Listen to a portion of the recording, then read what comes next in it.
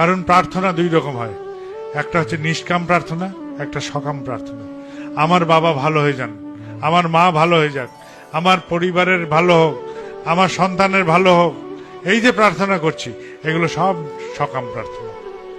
আর আমি যেই বলবো এই ভাইয়ের ভালো হোক, ওই মায়ের ভালো হোক, ওই দাদার ভালো হোক, এই যে বলি, যার সাথে আমার রক্ত সম্পর্ক নেই, অথচ আমি তার জন্য প্রার্থনা জানাই, এই প্রার্থনা তখন পূরণ হয়।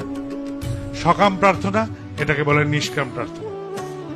ঈশ্বর সকাম প্রার্থনা গ্রহণ করেন না, তিনি নিষ্কাম প্রার্থনা গ্রহণ করেন না। আর নিষ্কাম প্রার্থনা তখনই মঞ্জুর হয় যদি কর্ম ঠিক মতন ধায়। আমি চাষ করলাম,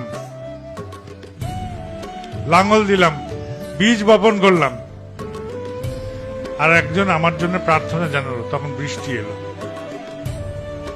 তো দৈব অনুগ্রহ এইভাবেই হয়। আমি যখন সঠিক কর্ম করি এবং আমার জন্য যদি যথাযথ প্রার্থনা করার একজন মানুষ নিষ্কাম প্রার্থনা জানায়, তাহলে আমার কর্ম প্রচেষ্টা সফল হবেই হবে, তাকে আটকানো যাবে না। তাহলে আমি আমার জন্য শুধু প্রার্থনা করলে তো পূরণ হচ্ছে না, আমার জন্য প্রার্থনা করার একজন মানুষ দরকার, যিনি এই প্রার্থনাটা জানাতে পারেন, পরিবেশকে জানাতে পারেন যে হ্যাঁ বাবাইদার এই অসুবিধা হয়েছে, এটা করে দাও ঠাকুর, ভগবান ওই মানুষটার এই অসুবিধা হয়েছে, এটা করে দাও। এই যে প্রার্থনা জানাচ্ছেন, এইরকম বান্ধবতা তৈরি করতে হবে। তাহলে সমাজের সাথে এই বান্ধবতার সৃষ্টি করতে হবে, যাতে আমার সাথে সমাজের এরকম বান্ধবতা হয়। কি করে আসতে পারে বান্ধবতা?